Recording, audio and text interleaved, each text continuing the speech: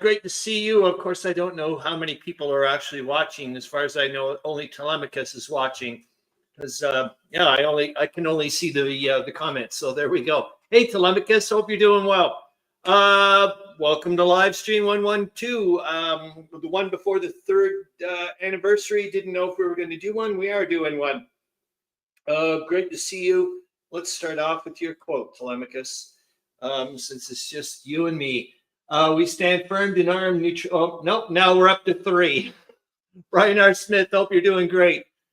We stand firm in armed neutrality since it seems that in no other way we can demonstrate what it is we insist upon and cannot forget from President Wilson's inauguration address, 4th of March 1917. Thanks for that, Telemachus, for flipping sure due to the fact that obviously, as you know, my God, they're just a hair's breadth away from declaring war. Okay, look, let's just pop in the stage thingamajig. They're going to let me do this before presenting the screen. Remove the other media. Okay, so I'll remove that, and now I can add this to the thing. Excellent. You guys can see that. It seems not too bad size, I hope. Anyways, off we go. So like I said, it's fairly unscripted, but the reality is that there is a ton of stuff to talk about. I didn't put, oh, awesome, Charles Atora, glad to see you. Hope you're doing well. There's one other person for sure that I want to make sure that, gosh, I hope he does pop in, is Meandering Mike, because last week during the After Hours live show there on March 15th, and we're watching it, and Meandering Mike just happens to mention the Ides of March. It didn't even clue into me. And then, of course, and Brian R. Smith mentioned it last week, was that Tsar Nick. There he is, man of the hour. Meandering Mike, you're going to freak. Or at least I did. I found out, Meandering Mike. Then you're going to find out in a minute. We're talking about it. And then Brian R. Smith mentions, by the way, the Tsar abdicated last week, March 15th. And like I said, Meandering Mike mentions the Ides of March. And I went, oh my God. I even said it last week. I went, oh my God. I'm pretty darn sure. I think I mentioned backgammon, but it's actually dominoes. So I went and watched the Great War video again. And lo and flip and behold, guess what? It's just like, this is just, I mean, come on. This is beyond uncanny.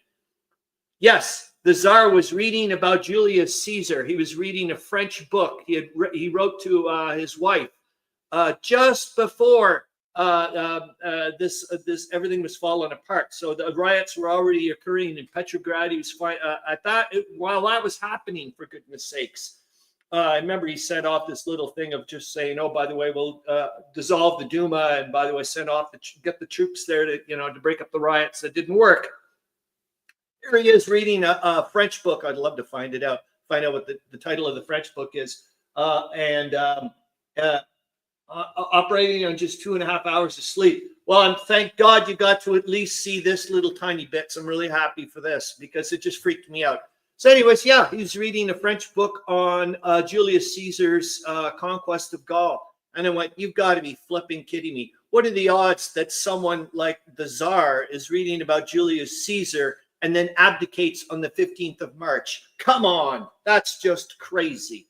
So anyways, I just thought that was a beautiful indicator of, yet again, of community contributions. This show is just freaking awesome. I mean, look at that. That's a three-way connection. Just awesome stuff. 54 days to Can Games as far as I know. Like I said, this is pretty ad hoc. We're just going to go with it. But yet again, when I mentioned with Zoe Dufour, hold on, here we go. On this day, USA is the first nation to recognize the new Russian government.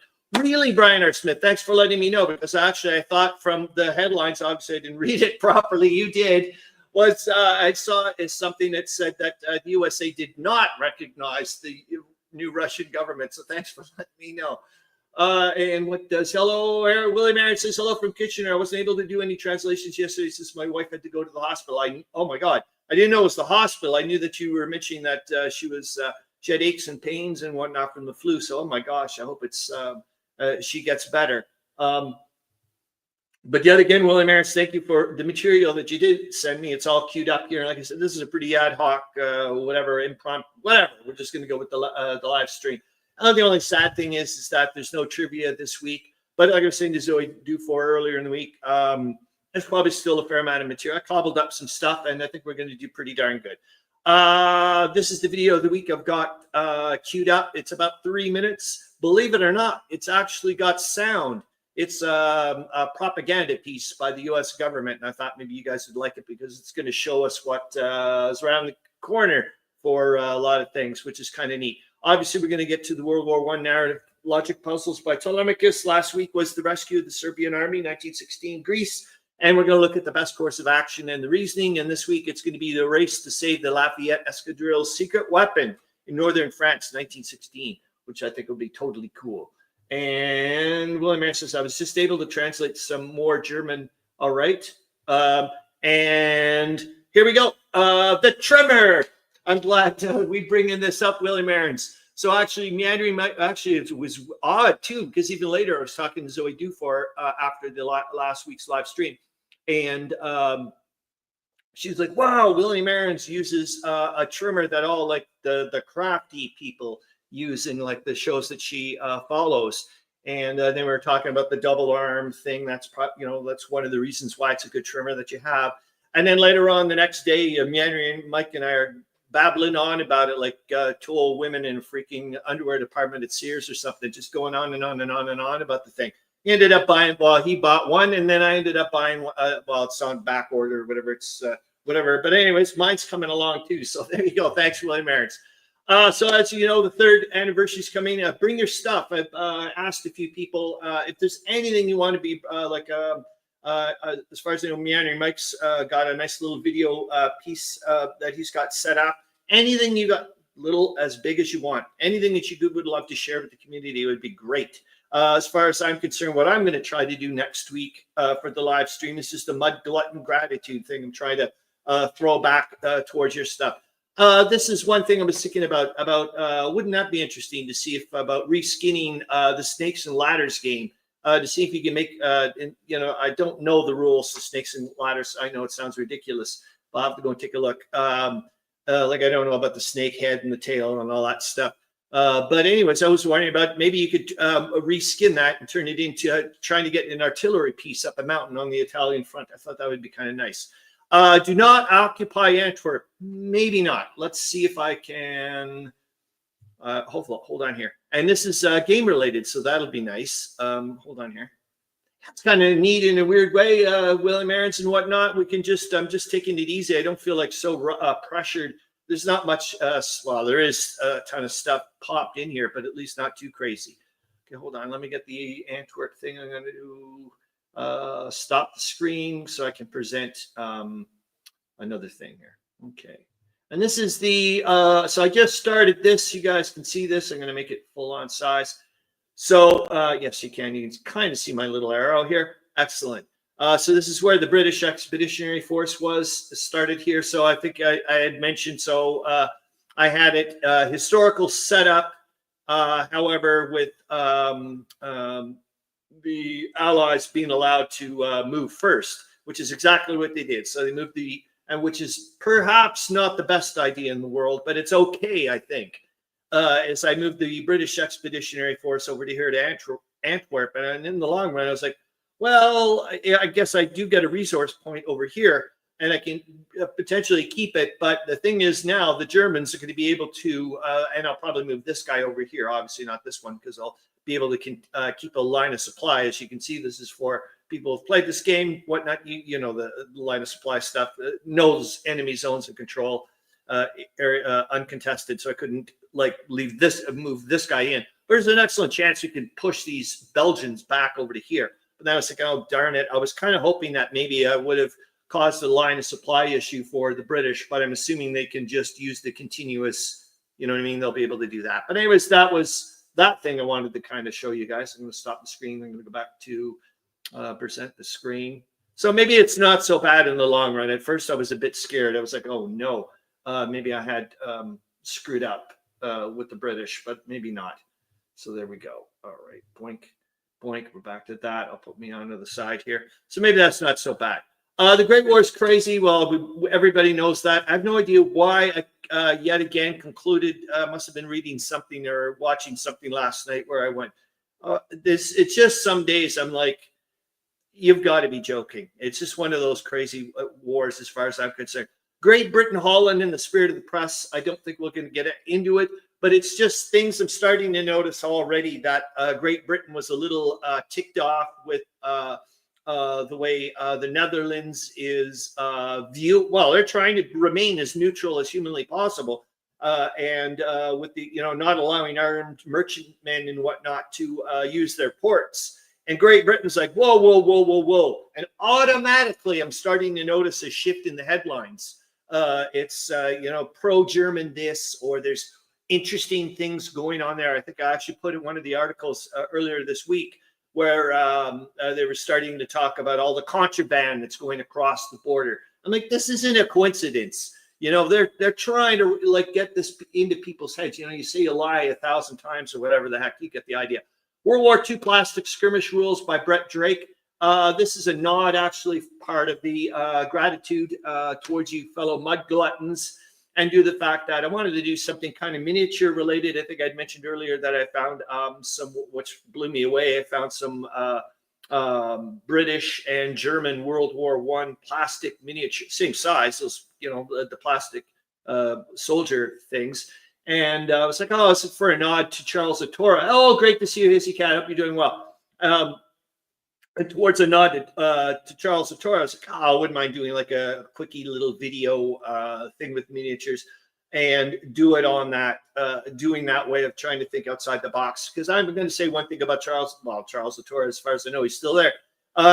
Charles, man, is I just absolutely adore looking at your tabletops, because it's just, for me, it's like you're just using what you've got, and you're using it in such a great way, and you allow me to fill in the blanks, just like as far as I'm concerned, the best horror movies are. They're not over graphic. They allow me to fill in the blanks, and that's where the most, you get the idea. Great stuff is what I'm saying. Anyways, what I went off to Plastic Soldier, Junior General, one of the best websites as far as I've been using those guys for over 15 years.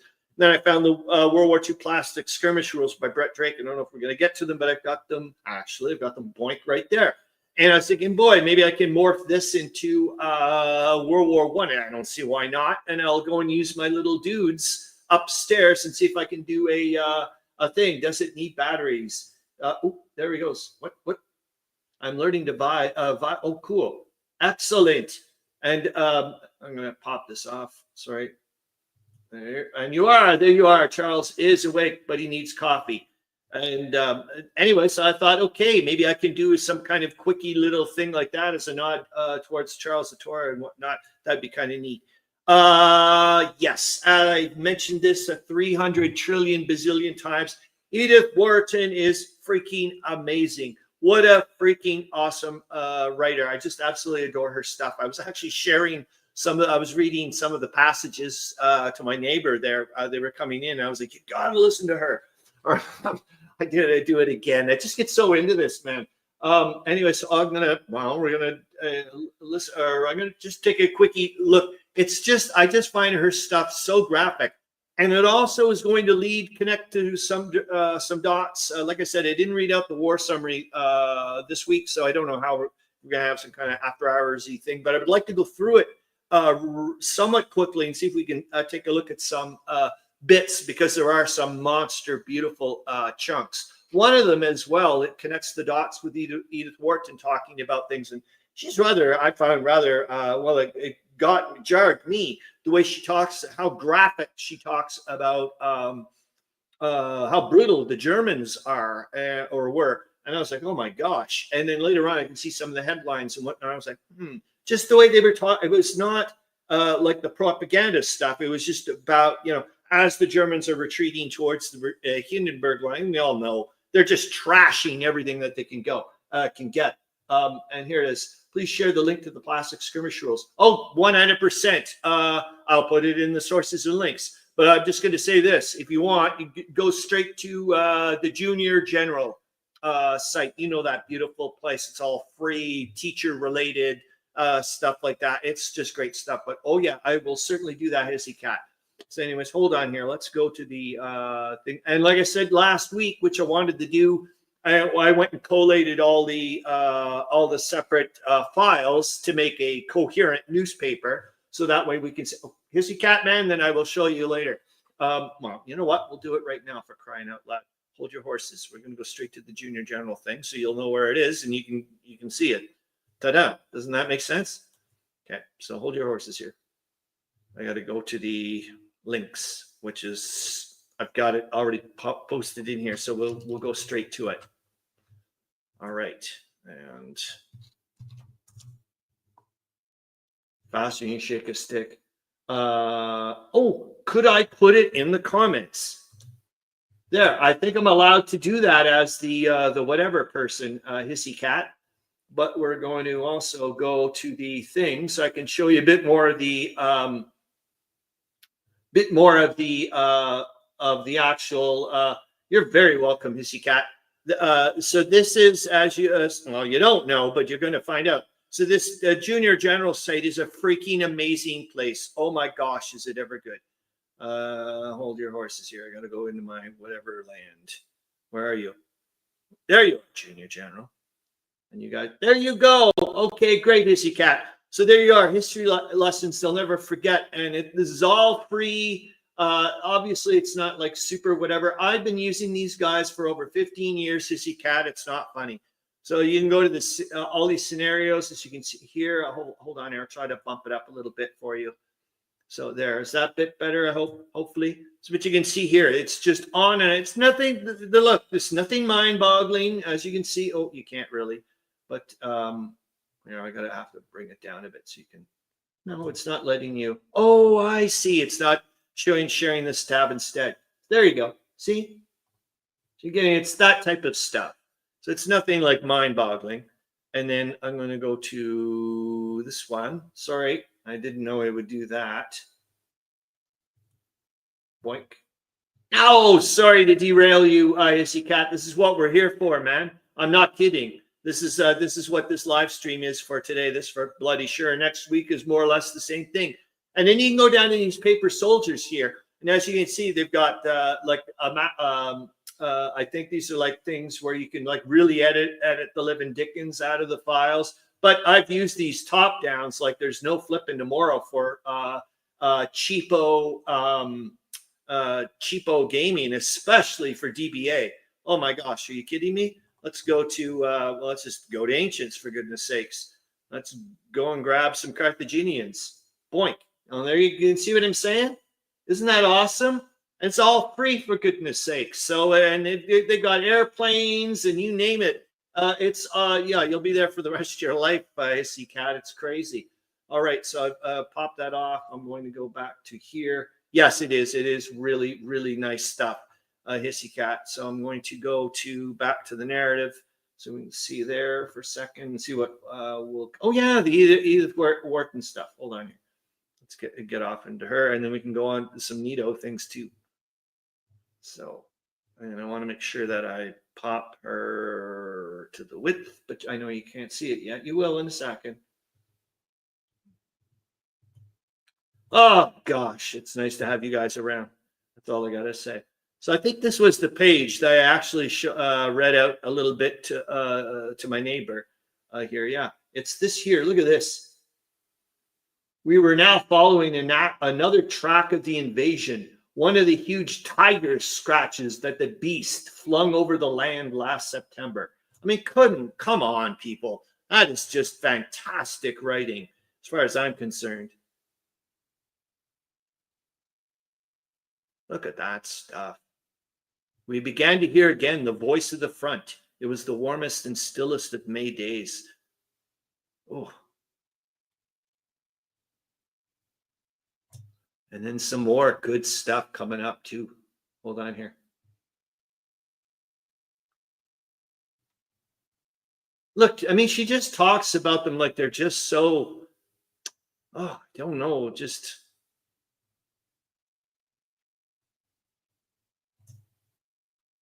And she's got a bunch of books, and they're not that expensive. I went and took a look at some used bookstores, online sites, and they're not that bad at all. This is the other one. She starts talking about them like she almost talks like they're real people. Oh, yeah.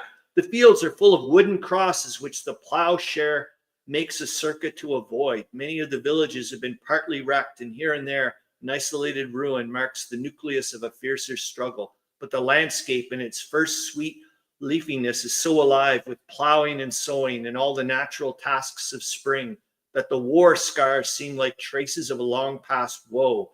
And it was not till a bend of the road brought us in sight of Gerbelbile that we breathed again the choking air of present horror.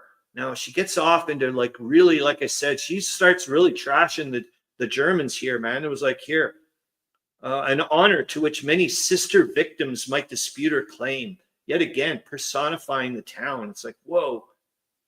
Vomited up from the depths and hurled down from the skies as though she had perished in some monstrous clash of an earth. Just like, wow, are you kidding me? You're just amazing. And then, oh, it's just, yeah, I think this is the one where she really starts to, look at this. This really freaked me out too. I don't know about you guys. Of course, she's American.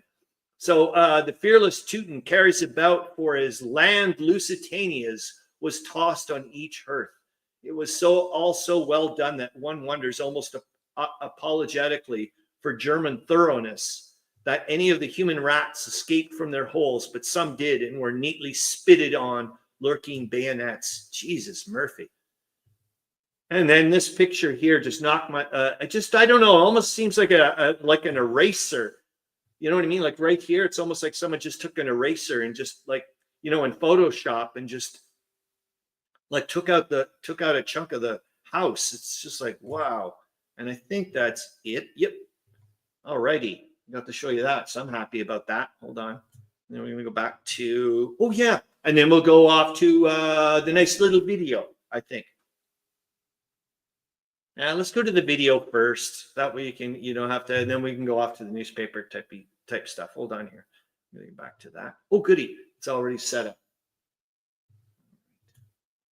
So like I said, if there's anything, yeah, as well as you, Hissy Cat, since you're a YouTuber, please, if there's anything you would like to share with everybody else next week, bring it on over to me, please. That would be great. All right. And like I said, this is going to have sound, man. This is pretty neat. Hope you like it. Throughout the wars that saw America develop into one of the great powers of the world, the citizen soldier reached his maturity as a fighting man. In World War I, he acquired a name, Doughboy. Regulars from the small American army and thousands of new recruits were hurriedly taught the techniques of trench warfare and prepared for combat.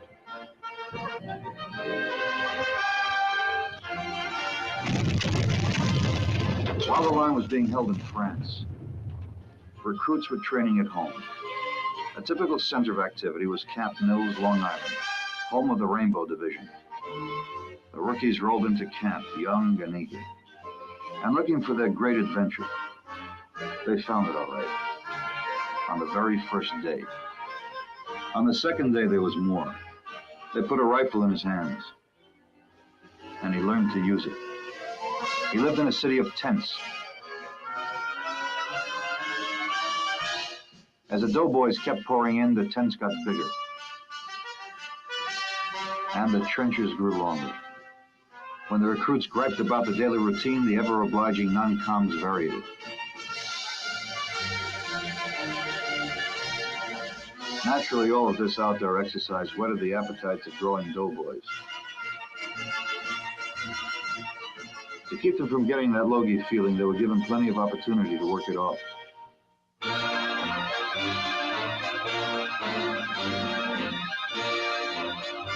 Their basic training completed, the men of the Rainbow Division received orders to ship out.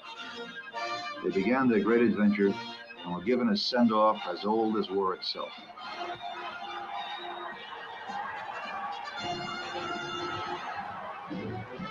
Troop transports were filled to overflowing, but nobody complained.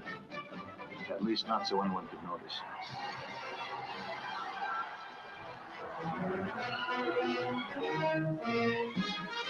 When they arrived in France, the excitement of the doughboys was matched by the warmth of 50 million waiting Frenchmen.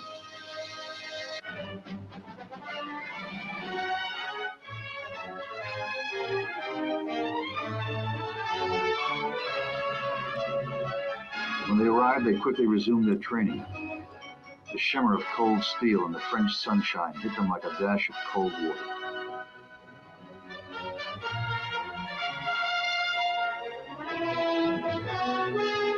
They were in a war. From now on, they would put their training to use in the trenches.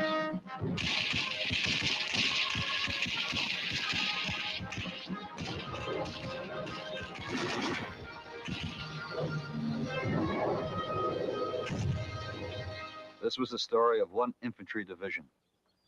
But all over the Western Front, the story was the same. Green troops fighting valiantly against a highly trained, combat-hardened enemy. But soon the Green troops became seasoned, became fighting men and won the war. It was conclusive enough.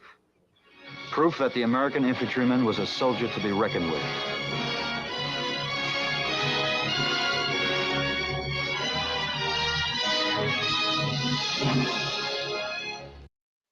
All right. There. Hold on here. Boink. And we're back to reality. Okay, hopefully you guys like that. And great to see you, DJ Sideways. And great to see you, WNN. Oh, Brian R. Smith says, don't remember where I read this. When U.S. soldiers were marching to the front, the French troops, starving, fatigued, and emaciated from several years of war, thought doughboys looked like Supermen. Oh, great. Yes. Brian R. Smith, yeah, to maybe add a little bit to that as well. I mean, a lot of those, as you know, good old farm boy types. Oh, yeah, they were absolutely, yeah, I've heard of this before as well. Great to see you as well, gamers. Well, Ashley, hope you're doing well, man. Or woman. Well, you know what I mean. I always say man to everybody. So there we go. Okay, hold on here. I'm going to get rid of this bit here. And let's see. Oh, hold on here. That's right. I wanted to go to those newspapers. So like I said, I was like, yeah, why not? It was all started a while back. I think Telemachus kind of clued in. He was like, yeah, they probably just lost the microfiche, Chris. Why I couldn't find a March 13th, 1917, any information whatsoever on that. And it didn't fall, like I said, on a Sunday or a Friday. So it wasn't like due to some kind of weird superstitious religious thing or what have you. So let's go to some of the things I did want to show you. And hold on, but I've got to pop it on the screen first, and then we can go to it. So, oh yeah, this one kind of, why not? Just due to the fact that, well, why not?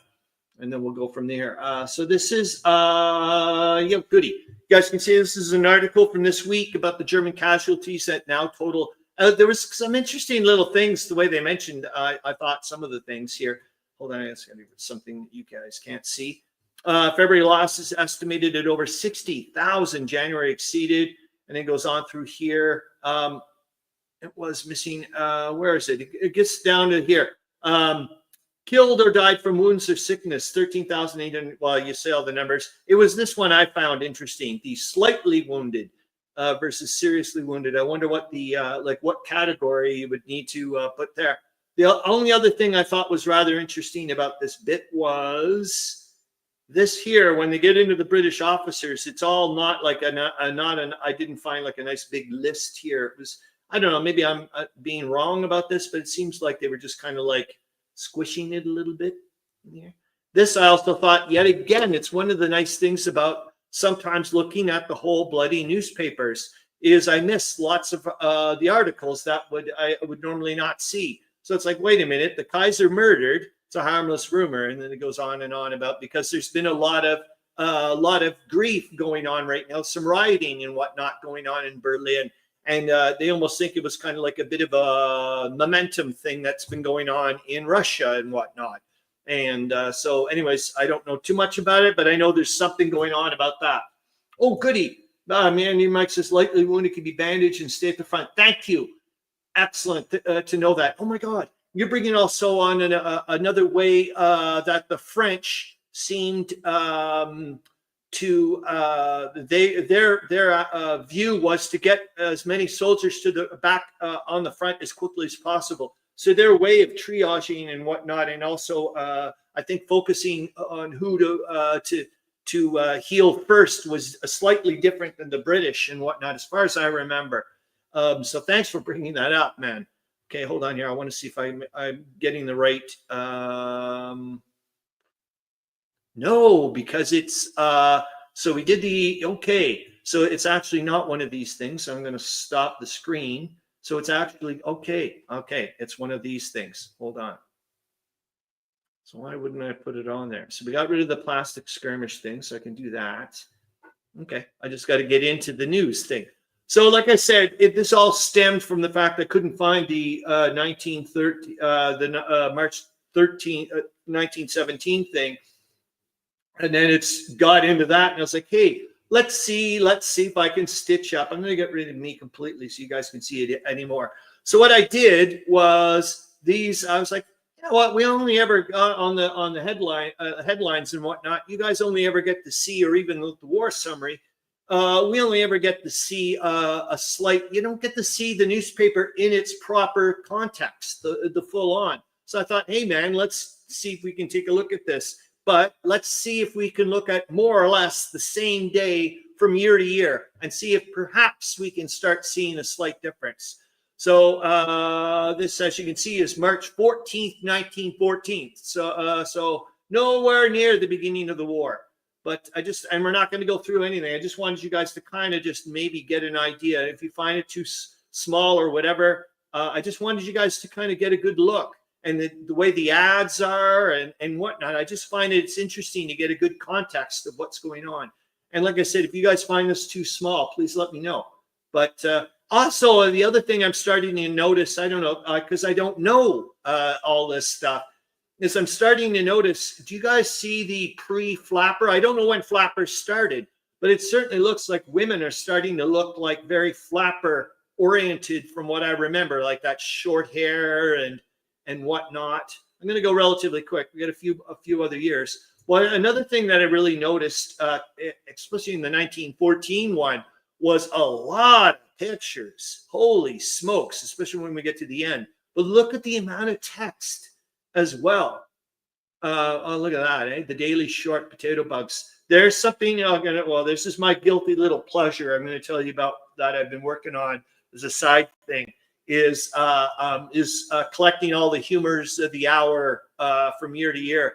And I've been looking at the change in what the jokes are as the war progresses. And of course, before the war gets it. Look at that. There's a wonderful Edison, radio off to the side there.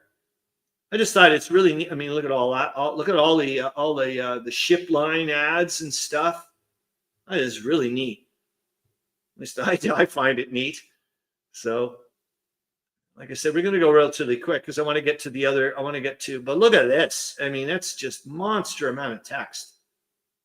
But look at all these pictures. Pretty neat, eh? Veteran of the Crimean War. Lord Roberts. I don't know who you are. So this is 1914.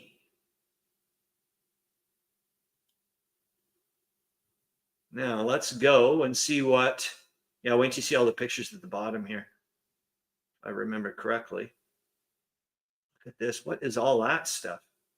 I guess classifieds or something. No, see what I mean? Like, look.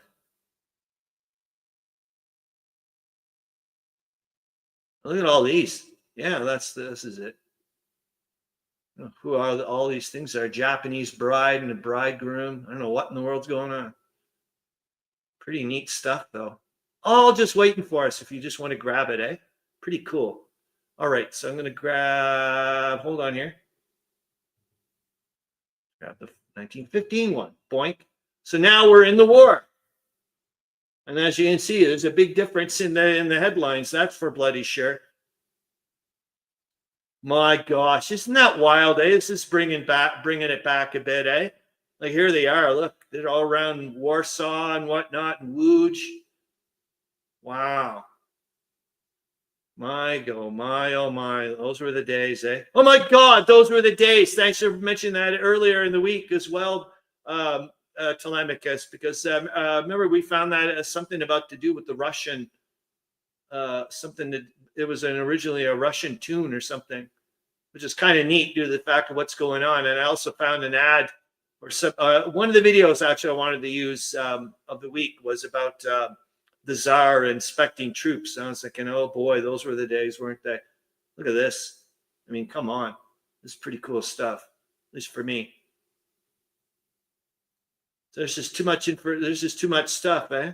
But I think as we're going to see, you're going to see, at least that's from what I remember, like next year, it gets a hell of a lot more.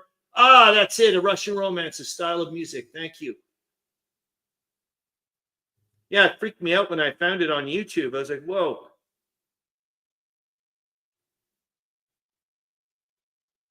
And you can start seeing more of that, I think. Eh? More about money or more stuff.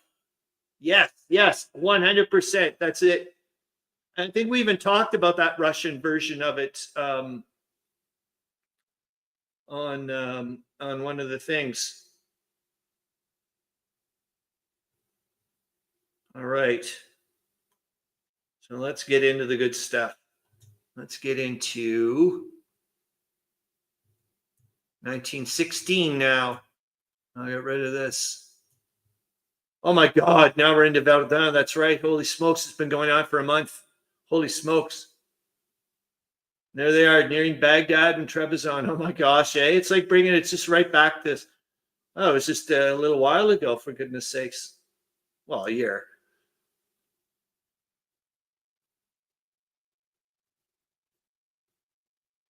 But imagine if we had like a lot of time, we could really start looking at probably a big difference. Or maybe there isn't a big difference.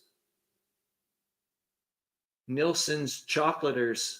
Oh my God, I love Nielsen chocolate. Is one of my favorite chocolates. Wow, cool.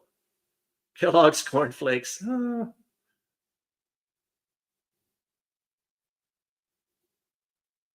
Who pays the power bill? Oh my gosh.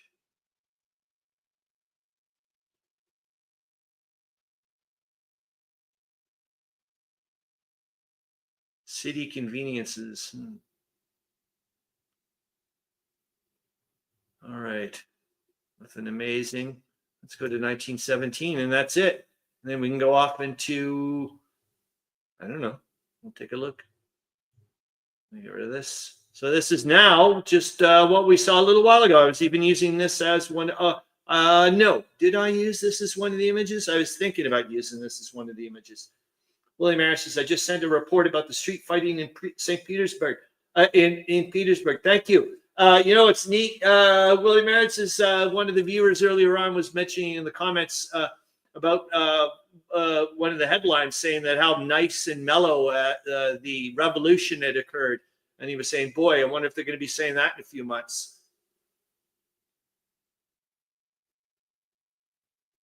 Anyway, it's just neat. As far as I just like being able to see it now in its proper context and being able to see all these interesting ads. And there we go again. With the, I don't know if it is flapperish or whatever. Who's that person? Have you bought your share of the war loan? Business and chess.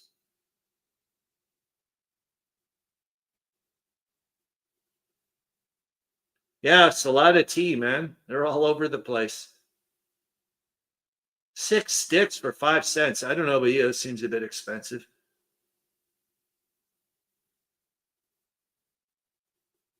Better be damn. Oh, there's another one.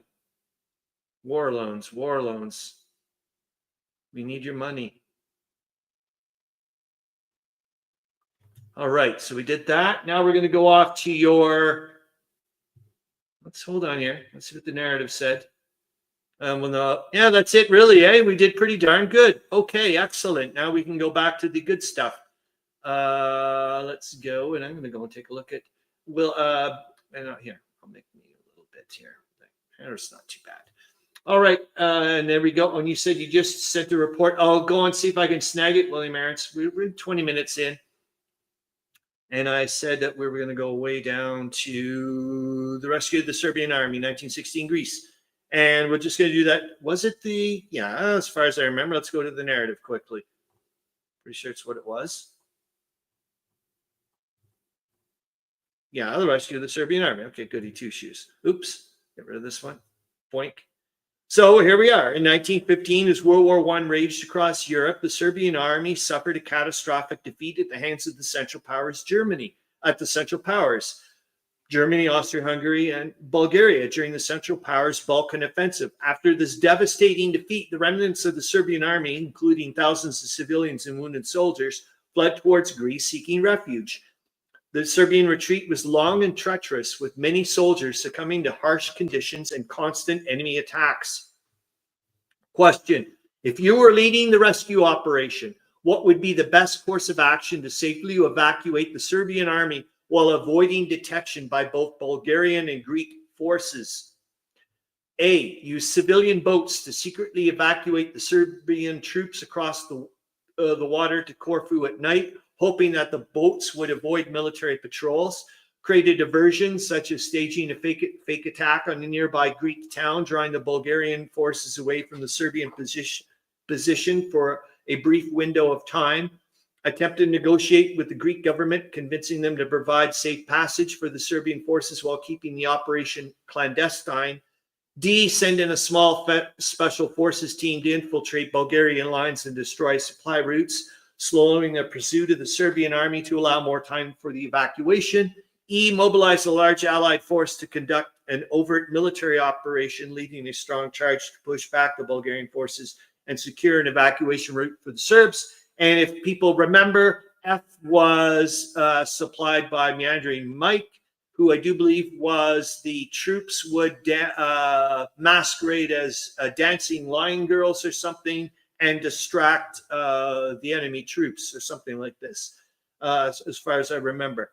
And clues and false reports. Greek loyalty was in question, as reports varied on whether the Greek army would help or hinder the evacuation. Bulgarian reconnaissance was weak in the area, but increased as they gained intelligence on the Serbian army's retreat. Local Greek villages had been caught in the middle of the war, with some residents sympathetic to the Serbs. And conflicting intelligence suggested that Bulgarian forces were unaware of the Serbian army's dancing gypsies. Damn it, I wasn't paying attention. Conflicting intelligence suggested that the Bulgarian forces were unaware of the Serbian army's exact location. Luckily, you were meandering, Mike, to your own craziness. And how did political instability within Greece during World War I complicate Allied covert operations in the region? I'm just saying that this is like just amazing. This is great discussion. It is. It's good discussion topics, for goodness sakes. How did the Allied forces manage to coordinate their efforts to rescue the Serbian army amidst such dangerous and fluid conditions? How did misinformation and conflicting intelligence affect the planning and covert rescue operations during World War I? What role did local populations play in supporting or hindering military operations during World War I in occupied territories? How did interventionist tactics like creating diversions become a hallmark of military strategy during World War I, especially in unconventional warfare scenarios? Now, do you guys know if these type of discussion topics that Telemachus brings up, would these be things you would use in your for some of the mechanisms? Or I've never played a coin game, but this seems to me, from what I know, would these be type of things that would crop up in coin games? Maybe let me know. Anyways, the best course of action is not what I thought. I was going to go with A, damn it. Now we'll find out why I shouldn't have. The best answer is B, creative diversion, such as staging a fake attack on a nearby Greek town, drawing the Bulgarian forces away from the Serbian position for a brief window of time. The key to success in this scenario was to buy time for the Serbian army to be evacuated without being discovered. Direct military action, E, would have drawn too much attention and likely led to an immediate confrontation with Bulgarian forces, potentially resulting in the destruction of the Serbian army. Negotiating with Greek government, C, would have worked, but the Greek political situation was too volatile, making it an unpredictable risk. A small special forces team, D, could slow the Bulgarians down, but would not provide the scale of distraction needed for the full evacuation. And what did he say again? It was dancing gypsies. Using D would slow the Bulgarians down, but would not provide the scale of distraction needed for the full evacuation. Using civilian boats, A, would have been a viable option. Well, But without a diversion, the chances of the Bulgarian forces intercepting the retreat was high. Well, you say so, Telemachus. I beg to disagree. Anyways, I love you to bits. By creating a diversion, the Bulgarian forces would be temporarily misled about the Serbian army's location. I do find this interesting, though. This is a little bit different than the Ghost Army, the French Ghost Army. This rationale would not have worked up ahead, which I thought was interesting, like a different whatever. Army's location allowing the Allied forces to extract the Serbian troops under cover of night. This would give enough time to get the majority of the Serbian army across the water to Corfu before Bulgarian forces could react. This plan was the most likely to succeed under the precarious circumstances, as it would exploit the element of surprise and confusion. And on a side note, Brian R. Smith, I don't know if you're a hockey fan. And if you are a hockey fan, I have no idea if you're a Montreal Canadiens fan. But I think it was last week or the week before, the Montreal Canadiens won the Stanley Cup again against some team I had never heard of before. It was like, who the hell are you? But I just wanted, and when I saw it, I was thinking of you. Anyways, the race to save the Lafayette Escadrilles, the secret weapon, Northern France, 1916. We have 15 minutes. We're going to get back to your bit, Telemachus, potentially, because I want to make sure that we go to the narrative, the ATA here. Just bear with me. The translator's note, there are two articles that appeared in the early part of March 1917. Habs Forever, Brian R. Smith. Oh my God, wicked. Oh my God, Brian R. Smith. I've got to see if I can figure out who the hell they won. Let's see if I can find out if I can find it. I don't know if I can. Darn it, that would be. I know I've put it somewhere. Shoots. Oh well, it'll probably take me too long. But if I will, I'll try to find it. And I was like I said, it was some weird. Never heard of the team before. But as you know, for goodness sakes, Cobalt, Ontario, I think won the Stanley Cup way back when they were, plumb full of silver, pumping out of the mines there. There's a crazy place. Telemachus, it's all about thinking, discussion, and debate. All fights are accepted. Wicked. And here we go. The first shows how, well, don't worry, next week is going to be like you guys all over the place. The first shows how aware that the German government and press were of the intentions and actions of the United States government in preparation to enter the war on the side of the United Kingdom, France, and Italy. I was going to say this as well, William Aarons, when I read this for the first time this morning. Do you remember months and months ago, we saw this occur? And I went, You could already see that they people in the States clued in that odds are, oh my God, I think it was when Verdun was not working. I think that's when they started, I think people started putting the bets. And who do you think puts the bets? It's the money men. And they started all of a sudden, you could see all the money starting to, all the loans and everything was starting to go towards Entente nations, not towards Germany. And next thing you know, you saw the German mark fall like a freaking stone.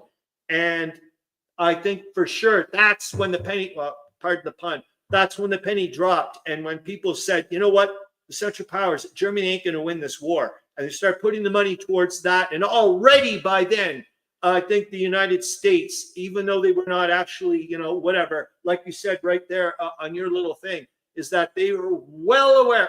We even know, like in the fall of 1916, for goodness sakes, when they were contemplating whether or not to go down to restricted submarine warfare, and a lot of German high-ups were saying, "Look, for goodness sakes, the Americans are already at war against us, anyways. They loan $1 bazillion to the other side. They're supplying them with tons of war material and Lord knows what's."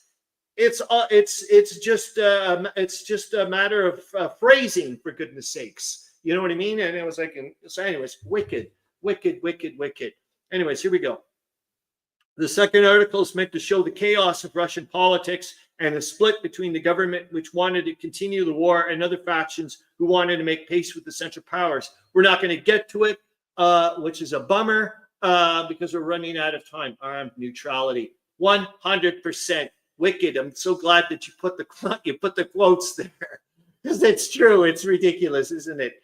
But anyways, is the fact that you could, what was it, the government wanted? I could see so much in the headlines in the war summary and whatnot. Already, like just the way they twist everything. Oh, the Tsarina was pro-German. Rasputin was pro-German. Everybody was pro-German. And it's like, oh my gosh, but a week before you were loving them to bits because they were in power, that type of thing. Oh, 1917 Stanley Cup, Seattle Metropolitans. Thank you. Thanks, Brian R. Smith. I know. I was like, what in the world? Isn't Seattle trying to get a hockey team now again? Isn't that ironic? And they should maybe call them the Metropolitans. That would be neat. Thanks, man. Berlin's latest news, a nonpartisan newspaper, Saturday, 3rd March 1917, evening edition. I'm going to say this. I'm going to cry a river when we no longer get nonpartisan newspapers. Oh, my gosh. America anticipating war, $535 million appropriated. March 2nd, the Senate adopted a supplemental amendment to the law pertaining to shipbuilding that will take effect as soon as July and had received unanimous consent. They have the crack. Oh, is it? That's what it's called. Okay, thanks, man. And they beat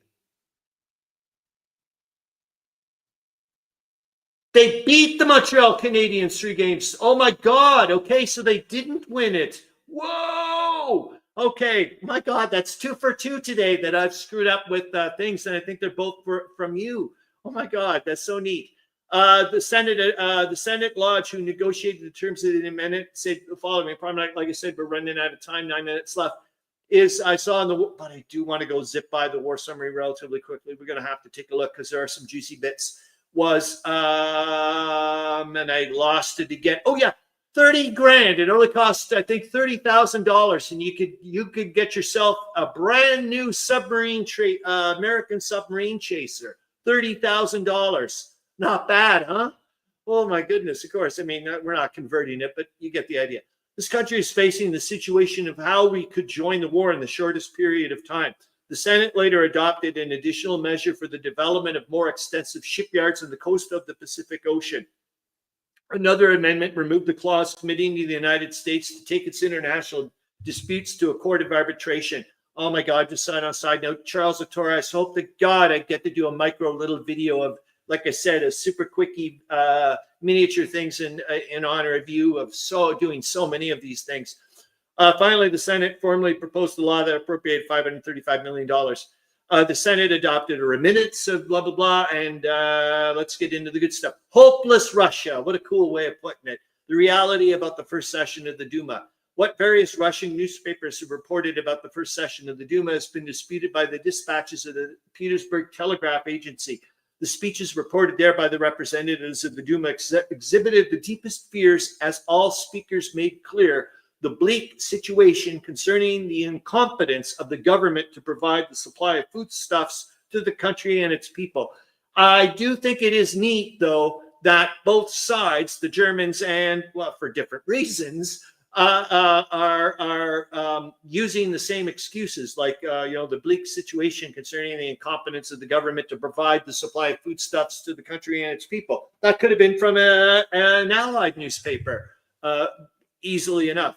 The main point of most of the speeches was that we are being driven to the edge of a cliff. The critics of the government held themselves within the boundaries of appropriate behavior.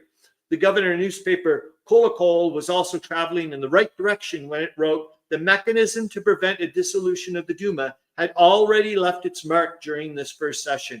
On a side note, there is a ton of articles. I mean, big, huge, long editorial style articles right now for the past week and a bit in the Globe about what's going on in Russia. Of course, everybody wants to have their opinion. The opening speech was a colorless, like, I told you so, that type of stuff.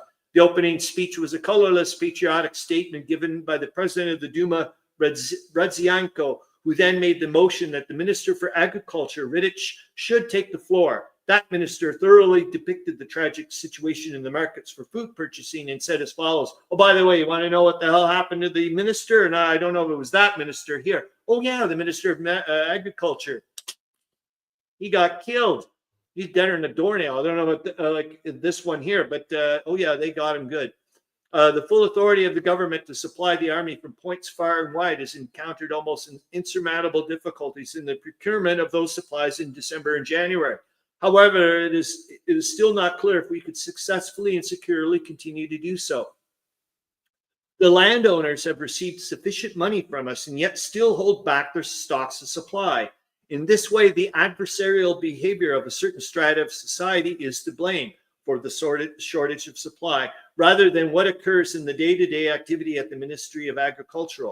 Instead, the responsibility lies with the rural population for the holding back the delivery of agricultural produce against the public interest, while at the same time they are creating propaganda professing their loyalty to the government, though they continue to do everything to undermine it. I don't know. Well, from what I've been reading, there's been a hell of a lot of hoarding once it got to the cities by the people in control of distributing the food. Of course, you see, said Riddich, that I am not in any way optimistic. I fear for what this two-track political system will produce. Oh boy, I impatiently await the response of the Duma. After Riddich had spoken to the Octoberist, Shorosty was allowed to make an explanation of the position of the Progressive Bloc, which the present government had declared to be incompetent to receive the confidence of the nation to hold responsible positions in the cabinet. After the socialist spoke, whose main point was that he opposed to the politics of the Progressive Bloc, he raged against the Progressive Bloc because it had treated the German peace proposal as being unworthy for consideration. Up to now, some good stuff here. Seattle Metropolitans were from 1925 to 1924. Then Eskimos, what? My, oh my. Really? They were also the Stars, eh? The Seattle Totems. First hockey game I saw was the 19... What? Oh my gosh, that's so cool. My God, that means you probably have been there for a long time, meandering Mike on the West Coast. Wow. Thanks a lot for sharing that, man. The government of the present day is also heading to the precipice, the edge of a cliff, and will also find, see what I mean? This is a totally cool place to be, man, for me. I don't know about you, but, well, I'm assuming because you're here. This similarly comprised or implicated in the failure of the war effort. Piraskevich also spoke in a similar fashion. The party that is friendly to Germany is winning every day in the Russian fatherland. The government is demoralized and drags Russia down into the abyss. Next, the leader of the progressive faction, Efrenov, described the imprisonment of the worker groups in the war industry committees as a slap in the face of the entire Russian people. Also, that the situation in the countryside was catastrophic. Our population is now held captive in this ever more hopeless territory of forlorn promises. The number of those citizens who, I'd love to see these old jerseys too. There must be a place where we can go and take a look at these website where they have old style hockey jerseys. I know they do for soccer. The number of those citizens who had hoped that you want to see some hissy cat, you want to go and take a look at some old soccer jerseys. Go to Toffos, Toffos. It's the old football something or other. Anyways, go take a look. Great place. It's expensive. The number of those citizens who had hoped the Duma would eliminate or abolish the old system diminishes and melts away daily. The Rundstall contained the following report: private information yes, hissy cat, Toffos. And you're going to go, like, your jaw will drop. I'm talking like you want to get a 1930s FA Cup winning team, you can get it. There you go. The course of this first, and no ads, no Vodafone or any of that crap. The course of this first session of Duma played itself out in the plenum, the committee of the full assembly of the whole house, as was also the case in the subordinate committees, as scenes of unprecedented severity occurred together in an atmosphere of anxious nervousness. Oh, here we go, some more stuff. Manny Mike says there was also some other leagues in Seattle. The Iron Man, 44 to 52, the Bombers, 52 to 54, and the Americans, 55 to 58. I will say that it was a long thing I hadn't done in a long time, is looking at all the minor league hockey jerseys.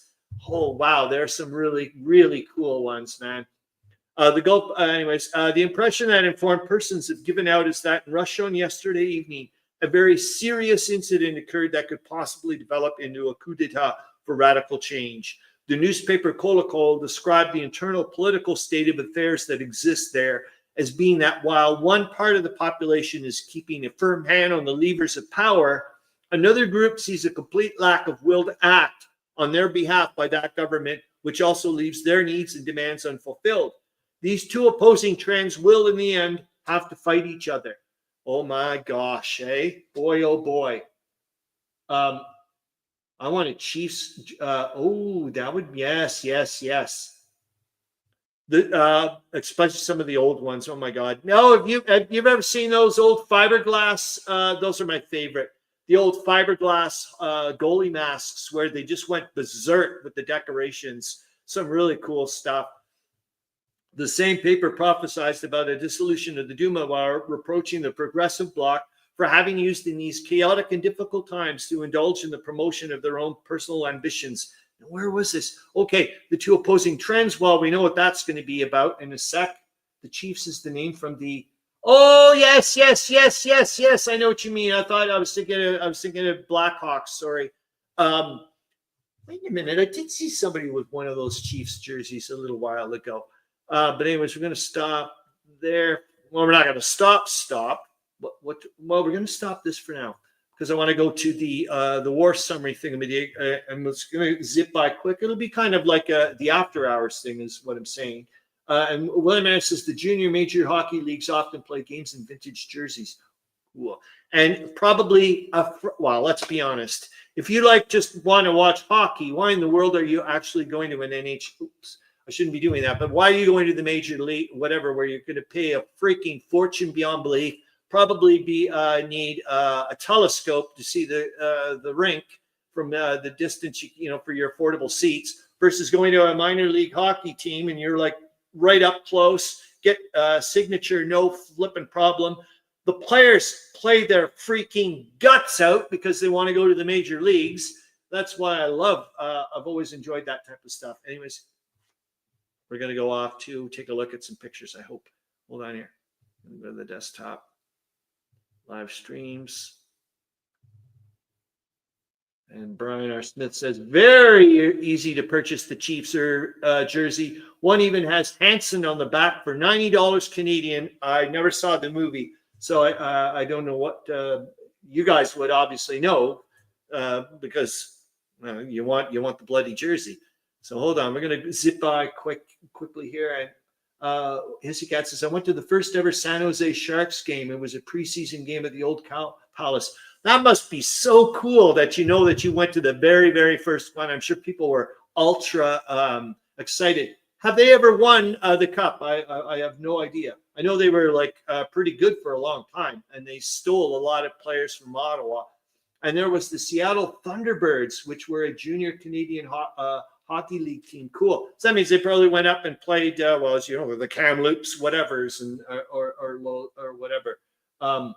They have not. Okay. Have they? I'm assuming they've been in the. Have they been in the final though? Anyways, let's go and present the screen. Yeah. All right. This is weird being in the same picture with the war summary. Like I said, I'm not reading the whole bloody thing. I just wanted to look. Maybe we'll zip by quickly. And unless you guys say something, if you guys don't say something, well, then I'm just going to go to places that I thought were interesting. But if you see something that you see is interesting, go, hey, Chris, whoa, slow down or whatever. But obviously here you can see that they're starting to talk about what's happening. Oh. I love the new format of your show. Oh, oh, brother. Oh my gosh. And Hissy Cat. The neat thing is that with the Globe database, I can see. I was mentioning this before. From day to day, I can see themes. One day it'll be very farm related, and the next day it's very sports related. And it's just I didn't clue in at first, so I was like, boy, oh boy, there's a heck of a lot of baseball scores and stuff. But here we are, as you can see. There it is. Doesn't this sound just like what William Ahrens was bringing back, mentioning in the German translation newspapers? Came to a head last week owing to the failure of the railways to bring in supplies. Bread riots broke out in Petrograd. Sounds just like the German stuff, as far as I'm concerned. Of course, they're going to bring a little bit of a slight slant to it. They're always anything that's like, pro, against the pro-German. Obviously, they know that for a fact. Long-standing, just like we saw in the German newspaper. Talked about the Progressive Party.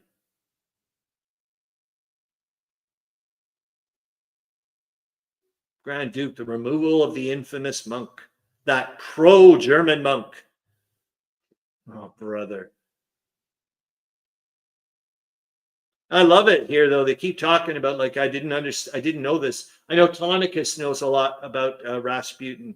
Here they talk about he was offered the alternative of suicide or death, and then he said, okay, I'll take suicide. Can you give me the gun?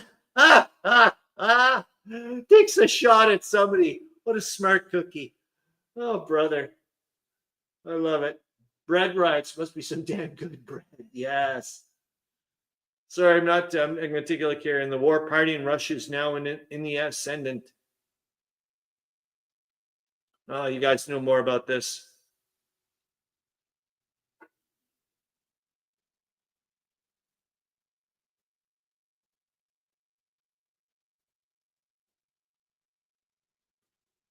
Comforting to know the movement was not directed at securing peace by Russia.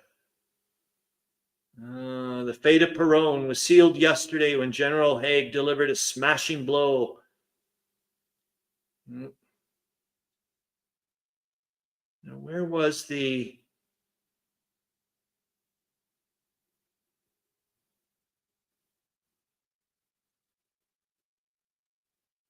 There was some stuff I saw that was like... The weakness in the German lines revealed by the comparative ease with which the British troops with little artillery captured the positions.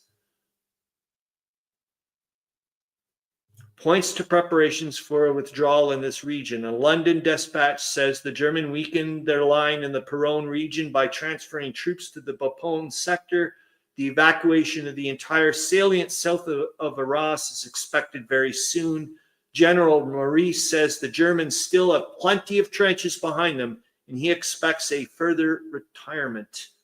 I knew there was something. They were still worried about a big German offensive.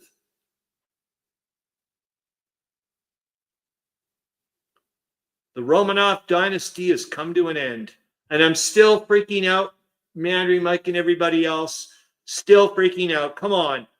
Who else knows the connection of the fact that, honestly, who knows the connection of the fact that there it is, Tsar Nicholas III is reading a book about Julius Caesar, for goodness sakes, and abdicates on the 15th of March, the Ides of March. I mean, come on. That's just like, I just love that stuff. Just love it. Just love it. And like I said, I don't know any, as far as I know, we're the only people that know about that, which I think is pretty cool.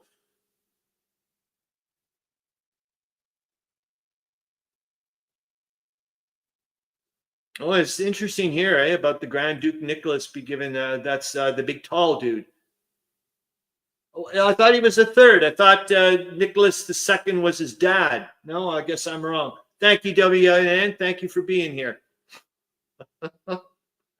As you know, I've said this time and time again. Oh, there we go. Better to abdicate than to be stabbed 15 by 15 dudes. Yes, I've said this time and time again. I am no historian, not by a long shot. Not by a long shot. Latest war dispatches report British progress. The revolution in Russia still dominates the war moves. Number 5. We're doing all right. Like I said, this is kind of like whatever. Where was it? There's a few things here.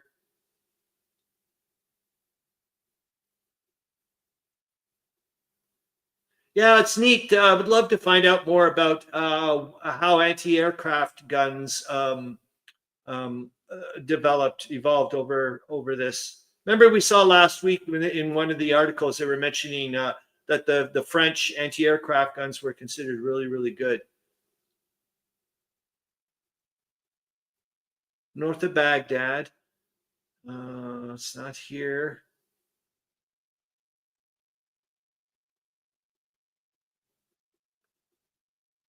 There's a really, really interesting thing where the person starts talking about the sudden withdrawal of the Germans, and we'll find it in one. It's one of the paragraphs, and he mentions says, "Don't start comparing this to what's been going on with the Turks in Baghdad." And it's real. I just sometimes you can see there are different writers for the war summary, and that person in particular I like. I don't know if it's that person that I keep seeing because they don't say who it is.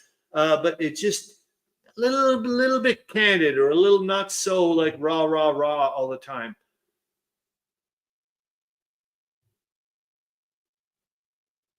And we know about him. I think William Aarons has even mentioned him, the Hoffman dude. Here it is. The revolution in Russia is bound to have some influence among the social democrats of Germany. It's well known that the German soldiers at the front are infected with socialist teaching. Pamphlets are freely circulated in Bavaria, urging the transfer of the imperial crown from the Hohenzollern dynasty to the royal house of Bavaria. Recent report from Munich stated that during food riots, the German soldiers refused to fire on the crowd, aka like Russia. An Amsterdam dispatch from Reuters correspondences that the German paper suggests that the concessions to the Prussian democracy promised by Chancellor Bethmann von Bethmann-Hollweg were made suddenly and apparently with the knowledge of what was happening in Russia.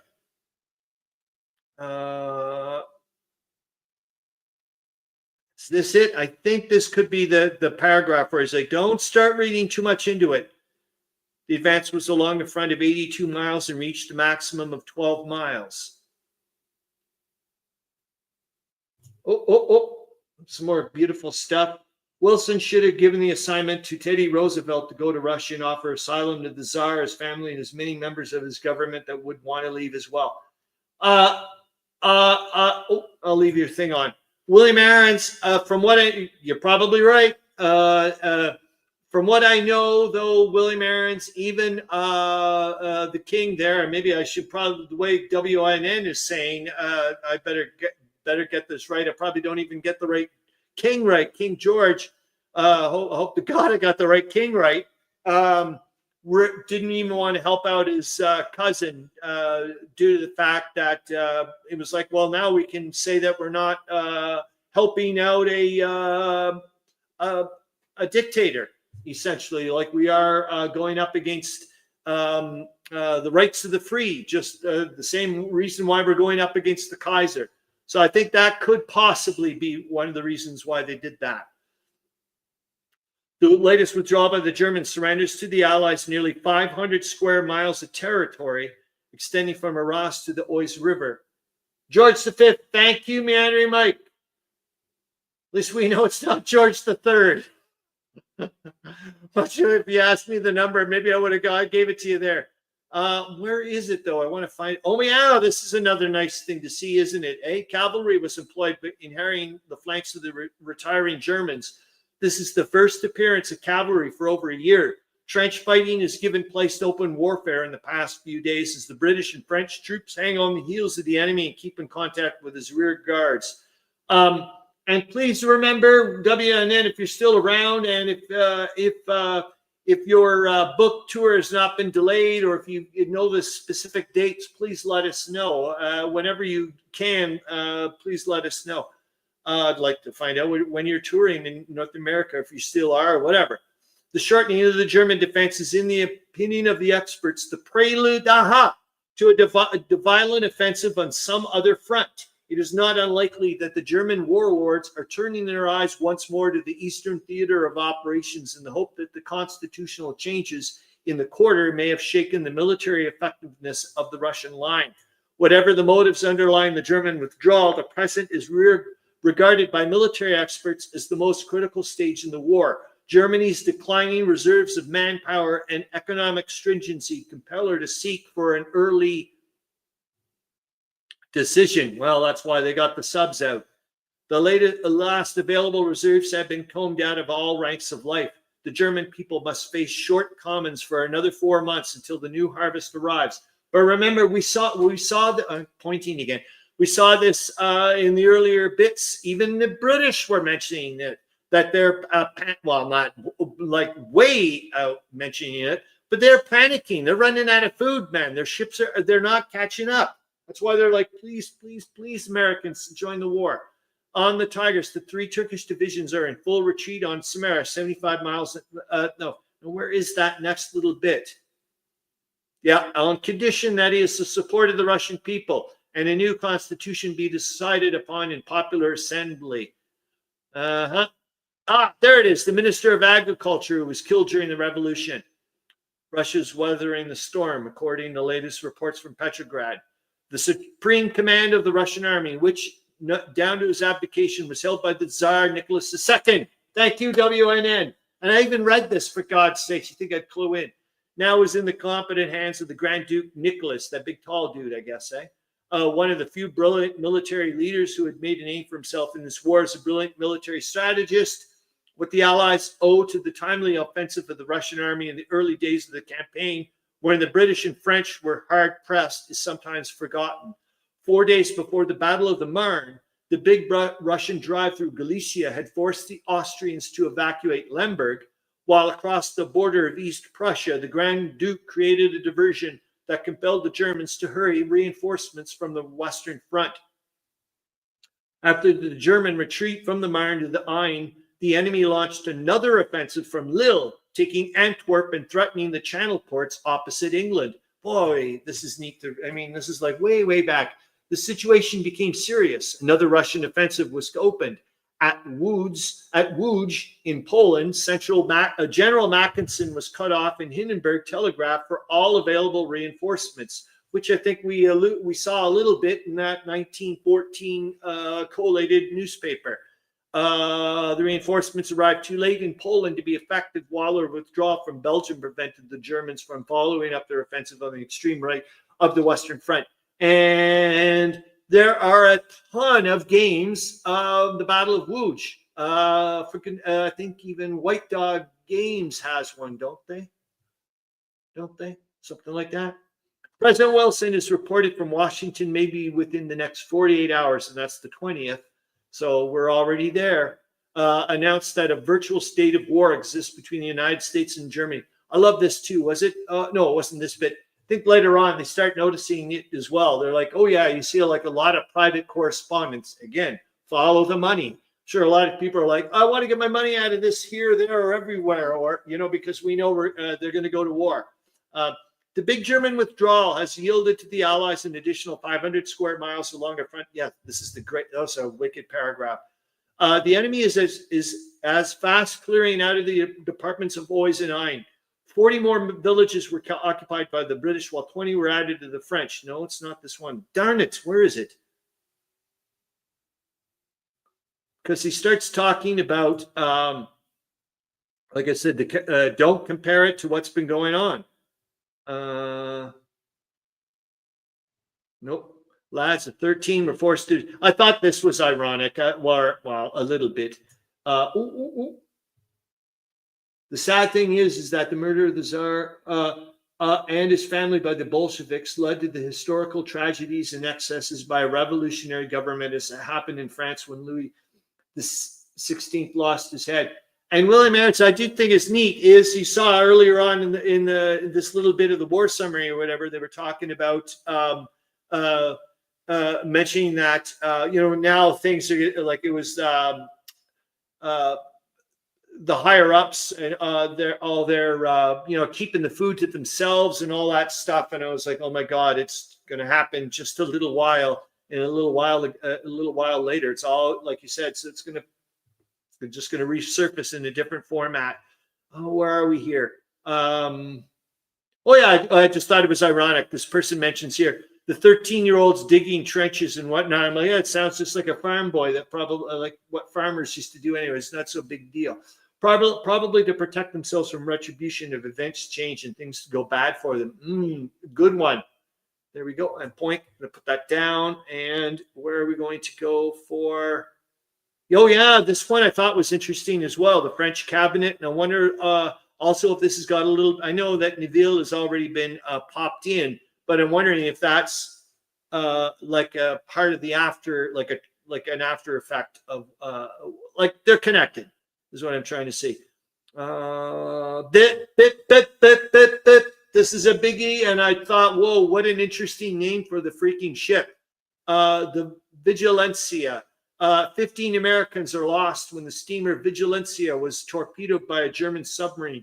The survivors were all afloat in lifeboats from Friday morning until Sunday afternoon. The vessel was sunk without warning, 2 torpedoes being fired at the steamer. The Vigilancia foundered in less than 10 minutes after being torpedoed. In the United States, 60 submarine, 60 submarine chasers are being built at the New York Naval Yards. Deliveries will be made in from 60 to 80 days, and they only cost $30,000 each. Wicked. Now where is this? Oh, there's the food shortage. We've seen that. There's the Holland thing again. They want to stick the ore in. Try to start bringing in that little bits as far as I'm concerned.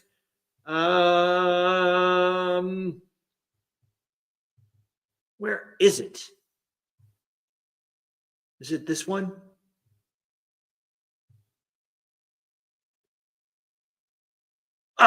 Nope.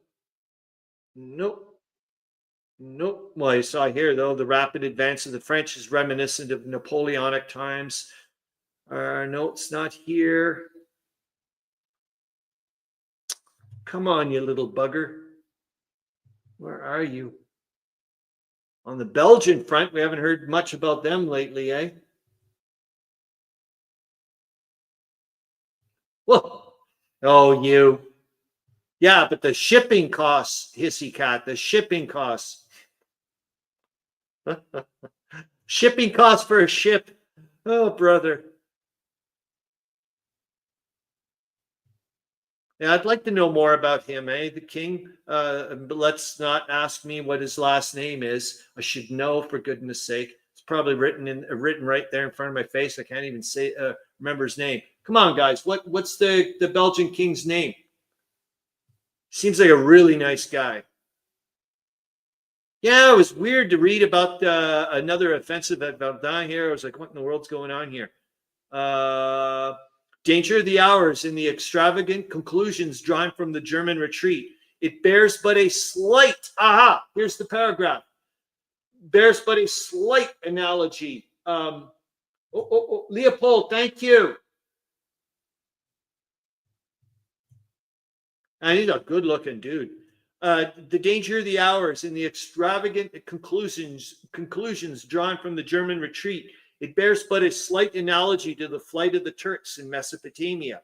There was a forced retirement followed by a pursuit of British forces entirely adequate in numbers and material to the task of preventing the Turks from re-entrenching, and aided in its rapid advance by control of river communications. Albert, so it must be Albert Leopold or something or whatever. You guys should let me know. You guys are freaking me out here. Anyways, and remember, I think also the British had like 3-1 odds, which is what you guys keep telling me is what I should always be looking for when I'm gaming. Go for my 3-1 odds. Leopold was the predecessor. Okay, thank you. Hold on here. Where are we here? There was forced retirement. The retirement of the Germans on the Western Front is a different matter, and Canadians should be aware of investing the events of the past week with undue importance. Yeah, this I really like. Whoever writes this bit here, man, really good stuff. It is dangerous to underestimate the resisting powers of a nation of 60 million inhabitants. The fighting on the Tigris is now of an open character. The advance on the Western Front is of necessity of open warfare between the Allied advance forces and the German rear guards. But this must end soon when the main armies settle down along clearly defined entrenched positions. The victory of General Ahmad at Kut el Amara bears all the signs of a decisive victory, the chief of which are the inability of the retreating foe to make a stand and the continuance of open fighting. These signs are not yet apparent in the Western theater of war. I mean, come on, this is just wicked stuff. There are, on the contrary, indications that the Germans are falling back upon positions favorable to defense. You have no clue. Where, with a shortened line, they may still offer a stubborn resistance. I wish I could show the guy the animated graphic there that the Great War had. This big long thing side by side of showing how long it would take them to get to finally see an actual German once you went through all the freaking barriers. It was like insane. What? I will show. Oh, you don't be like that, you silly. Leopold II was king until 1902, until you will never show yourself out, you little. Anyways, where am I here? The retirement, it must be remembered, involves the evacuation of fortified positions which the Allies could only have captured at a terrible sacrifice of life. The military expert of the London Times is of the opinion that we are on the eve of a tremendous German effort, having as its object the regaining of the initiative. I don't know. I really have no idea. I'm putting your thing back on here, Manny Mike. I don't know if I did. I was going to call you Leopold. Leopold II was king until 1909, then Albert I until 1934, then Leopold III. Thank you. Boy, he was there for a while. Although forced upon them by the preponderance of the... did I miss something? The Germans may reasonably claim that their retirement is in some measure according to a prearranged plan. It certainly is. Although forced upon them by the preponderance of the Allied war machine, there is no doubt the retreat has been deliberate and skillfully carried out. The removal of the big guns was accomplished while the frost was on the roads, and the general retirement was screened by impenetrable fogs. The satisfactory feature is that the enemy is evacuating ground, which it cost him dearly to hold during the winter. Yes, it was Albert. Leopold II preceded him, and Leopold III followed him. Thank you, William Aarons. The area of territory restored to France by the German withdrawal is 1,100 square miles. Heavy gales and rains have made the advance difficult for the Allies. German newspapers regard Hindenburg's retreat as a master stroke that gives an advantage to the German armies. And here we go again. Monastir back in around that area, down in the Balkans here. Captured hill 1248. Always freaks me out knowing that, where you can start noticing the topography, can't you? We're almost finished here, guys. I think, yeah, we're about 2 more pages. We're way off into Wonderland. Just been having fun, I hope. German resistance to the Allied advance is more marked yesterday, but despite the strength of the German rear guards, 40 more villages were occupied. German line of battle on the Western Front is here. Anticipated Hindenburg will make his stand. From this position, he's preparing to strike a blow at the Allies. I don't know. I don't know further on what's really going on. So I don't know if the Germans are. I should, because I bloody read on the edge knife there, and it obviously did talk about it, but I don't remember. A rapid British advance south and southeast of Peronne is reported by General Haig. 40 more villages were occupied on the Lone Road. The French made considerable progress. Pivoting on Arras, the German Western line continues its backward movement. And remember, you can go to that YouTube thing and watch it day by day, the animated thing, if you want, which is really cool. Actually, honestly, to be honest with you, I think the 100 days thingamajig is really a lot more interesting to watch. Failed to reach this northern section of the front. Western advance began on February 7th. Cool. I don't see anything amazing. I'm trying to think. The Mesopotamia campaign is progressing favorably for the Allies. Yeah, hopefully we'll start looking at some maps again, start putting things into context. 30,000 square miles of territory in Western Persia. It still blows me away when we saw that. What was it, a week ago or 2 weeks ago? Was it Trebizond that they started talking it, like making it like they called it the Russian base, and I was like, oh my God, that was Ottoman rule for how long? And it's been now the Russians have had it for so long now, and in the war they're now calling it the Russian base. They're not even like formally part of it. I thought that was pretty neat. In the past, it's been suspected of ulterior designs against India. Oh my God, I don't remember reading this. This is going to be something to read about later. Like I said, now it's the same thing that was going on with the Lord Kitchener thing. Now that he's dead and they're coming up with the Dardanelles report, it's like, okay, we can, some people, who do you think it is? The little son of a bee? I don't know completely, but, well, he's only a colonel right now, Colonel Winston Churchill. Some disparaging remarks about Lord Kitchener. And then what's his diddle there? Lord Asquith coming to Lord Kitchener's defense, saying, hey, what the hell? Like, you're full of F, basically, or full of you get the idea. Anyways, there we go. Strikes in Germany, food riots. The United States and Germany are rapidly drifting towards a state of war. That's it. Private telegrams from Berlin to the Amsterdam Bourse state the final break between the two countries may come within 48 hours. And this is on the 22nd now. American journalists in Berlin, the dispatch ads have been warned to this effect by the foreign minister. I'm going to stop the screen. Berlin newspaper had a list of the cabinet of the provisional Russian government, which I will send you. Thank you, William Aarons, because we're about to end it now, because might as well. And next week will be our 3rd year anniversary, which I'm pretty darn excited about, to be honest with you. And that's it. Oh, Mr. Cat says, food riots. If you have no food, how do you have the... Or do you even... You're right. Well, you certainly can't be rioting with the food. That's for bloody sure. Yeah, I'm super duper excited to hang out with you guys next week. I hope I get to finalize a few of the little things that I would like to do. But yet again, it's just I want to do, like I called it, a mud glutton gratitude thingamajig. So I'll talk to you obviously later on, Meandering Mike, about your submission.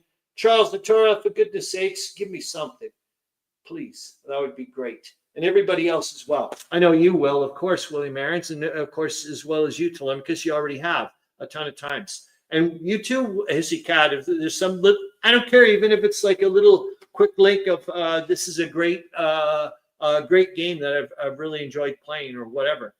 Please let, I just want to give you guys, some credit, for goodness sakes. That's basically it. That's it. I'm off. I'm going to go and do whatever I do for the remainder of my weekend. I hope you guys have a great weekend. Remainder of your weekend, great week. And that's it. Good, Hissy Cat. And there's Charles the Taurus says, be well, everyone. I'm glad you will. And that's it. Yeah, it's going to be weird, Telemachus. I'm not, you and I tend to chat or text quite a bit afterwards there during the after hours, and we won't be doing that, which would be kind of weird. But we'll potentially be doing it next week. Okay, that's it. Hope you guys have a great time. I'm assuming poor Meandering Mike on 2.5 hours sleep. I hope he gets some sleep or some rest. Maybe he already is zoning away there before the War Room. That's on in a few hours. All right.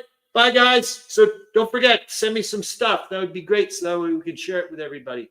All right. Oh, he's still there. Excellent. Okay, there he is. There's Meandering Mike. Still there. Time for a nap. Excellent. Okay. Sleep well, guys. See you. Bye.